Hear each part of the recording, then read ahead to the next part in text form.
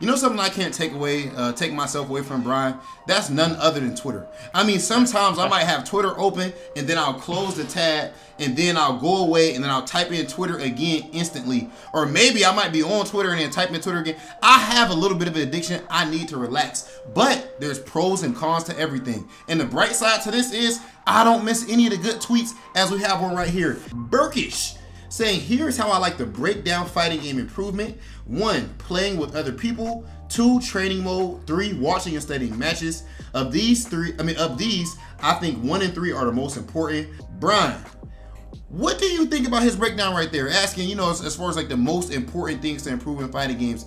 How you want to do this? Would you like to break down each one of these, just talk about it, or do you want to speak on what you think is most important? Well, I would just say I think these are definitely like the big categories you can break it down to learning and improving, but it's also a bit different, I think, depending on your current skill level or comfort with fighting games in general, because this to me comes from the perspective of a guy who's already been through the motions and knows, like, when they see a quarter circle forward icon on the screen, they understand what to do with their hands. You know what I mean? I think it might be fun to do it that way though, Brian. There's a bit of a learning curve, but like he said training mode is the least important. You have to spend a little bit of time getting your execution down at the very beginner level, right? You got to spend a little bit of time on that. But what if we attack this only through pro level though?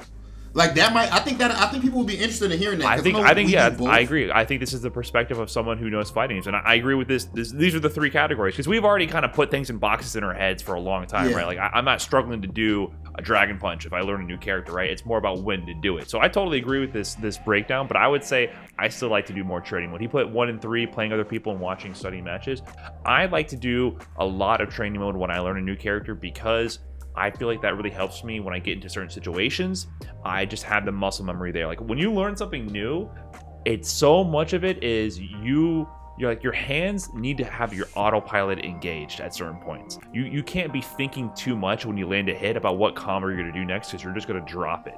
So doing those training mode reps helps you when you get in those situations. You'll get into situations where you're going to be like, wow, I've never been here before, but my hands are just doing what they need to do. Like I definitely, sometimes I feel like I'm just watching myself play, because I'm like, how did I even do that? Because it's so brand new. But like eventually, the more you put yourself in that situation, you just kind of internalize it, and it doesn't like, it's not as otherworldly. Like when you land that new counter hit conversion, or like that new combo, or a weird anti-air that you can do a certain juggle from, right? If you training mode that enough, you'll get into situations and it'll just happen, right? So I think that's super valuable to learn. Yeah, and I agree. But what do you think about the fact that, like, let's say anti-airing, you know how we can just anti-air at least a high percentage of the times without looking for the jump in? I feel like for me, the way that I like improved at that the most and the fastest, the way I seen the most strides was doing it in matches actually. Whereas of course, I can set up the dummy to do like a million different things, and maybe I gotta check the dash and anti-air and things like that. But for some reason, like I feel like that's one of the things where you have to do it in game. Like training mode doesn't help as much. But you're not just playing. So there's a huge difference, I think, between just playing and playing while thinking about something you need to get better at. Because most people don't be thinking when they're playing. You know how many people are hard stuck at ranks and they're just flow charting and they will be there forever because they don't go into matches saying, I'm trying to focus on learning something new and being okay with failing, right? Like when you're trying to be in that situation, like, oh, I'd rather practice the anti-airs in a match because it's not, doing a training mode is not really as real or as raw, it's too predictable. But you go into those matches like, I'm gonna try to do this, and even if you mess up, like even if you get in that situation and you freak out and you press the wrong button, you press sweep instead of crouching fierce punch, you don't even anti-air, press the whole wrong thing, and you lose the round because of it, that's a win, because at least you recognize the situation and you try to have your brain send the signal to your hands to respond appropriately. You didn't get it right that time, but it's better than not trying, right? Yeah. A lot of people go into matches not trying new things and they never grow. So with Burkish talking about right here, of course I feel like everything that he listed there is important. But when he's speaking on him feeling like playing other people and watching study matches the most important, I would agree with that, but I still wouldn't put playing other people and watching and studying in the same category. For me, I learn way more from watching than playing. Like it's actually not even close. So I can have a very, very productive training session without actually touching the game at all. That's a huge thing to do. I think that's I put that under number 3 with Burkish's categories here, watching, studying matches.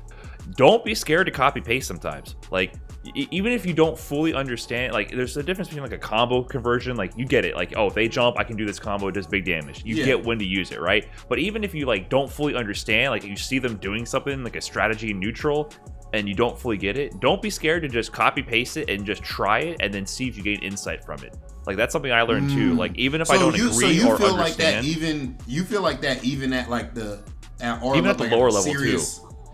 Serious and low level, yeah. Okay, so you think even at, okay. Because sometimes, like, sometimes you can't really understand until you walk a mile in their shoes. I feel like, I feel you. Like that happened with me with like the V Skill 2 ROG. Like, all the Japanese ROGs are using V Skill 2, V Trigger 1, and it's like I don't get it. Like, on paper, I didn't understand it at all, but I just did it, even though I didn't agree with it, and I learned something from it. I learned a different perspective of how to approach matchups, but I used it here and there, and it's just like I didn't understand it, so I just did it. I just copy pasted the strategy just to feel out when it's useful, what its weaknesses and strengths are. So I think that's huge to do. Even if you don't understand something, just copy paste. I feel like you're like way more of a training mode guy than I am. Mm-hmm. Like, I train a lot, of course, like, and I take tremendous notes. So I think we probably study just as much, but the style, like the training mode side of things, you look at someone like Daigo, for example. Also, he's huge on training mode. Like, when it comes to training mode, I guess the reason I don't tend to use it much, and I'm interested in seeing like what you guys may be really doing in there. It's usually, if I'm going in there, it's for something very specific. Right. Like, I think that I don't value. I don't think that I'm wrong for it. Maybe it could be just different perspectives, but I don't think that I value little like knowing every interaction in the matchup. That's hyperbole, but you know what I'm saying, like knowing all you're these prioritizing different... I don't know every I get what you're saying. Like, you're prioritizing the 95% of the things you gotta deal with. If you're missing strategy, like the 1% edge case, that might be wasted mental energy. And I agree, like, it's not like I'm always in training mode. It's more like when I'm learning something new, there's a huge spike in it. And then I'm the same way. It's more like if I have inspiration for something or like I recognize a situation, and that comes from watching match videos. I totally agree. You got to be watching videos, and then it depends on like where you are in the game's lifespan. If you're new to a game, for me, it's tons of training mode and matches back to back to back, and just like repeat that cycle till you get everything into muscle memory. But like when you get to the maturity phase of a fighting game and you're kind of just like picking up new things here and there, it's definitely about being able to just watch matches and even just thinking. Like, that's the phase I'm in with Street Fighter. Like, with Balrog, it's different for me. I'm not going to training mode to learn my frame traps and I put in my 1,000 hours of ROG. You know what I mean? Like, I wrote the Bible on the character, bro. Like, I put all the videos out. I documented all the tech. I have that down to a science. I don't need to do that as much with ROG. But for me, it's more about literally after a tournament, if I lose, I'll just be thinking. I'll just be playing the match in my head. Like, it's not even watching the video sometimes. It's just thinking about how I approach certain things, or like how the opponent was approaching certain things, my tempo, my pacing, where I was on screen.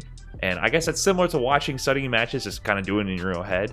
So I just think, you have different things that are more valuable depending on where you are in a fighting game's lifespan, like your own kind of life cycle with the game. Are you new to it? Are you kind of a mature player in the franchise? So yeah, I think those are all valuable. The main thing to me, though, taken away from this, if you're like a newer player, is don't do only one. Because I know a lot of people who do a lot of only playing other people, and they never hit the lab, and then their combos are trash, and their punishes are trash, and they never optimize anything, and they're leaving a lot of damage on the table. But I also know people who think they're not good enough to go into a match because they haven't put 1,000 hours in training mode. Listen, it's somewhere in the middle. Don't be scared to hop in a match and get your ass beat, because that's how you learn. It's going to help you train better. But also, if you've been playing a game for a long time and you're not punishing like a DP with a raw jump in, and you're doing a whack crush counter combo, open up training mode for 20 minutes. Like, you'll thank yourself in the long run. So just do them all, and that's the best way to grow, I think.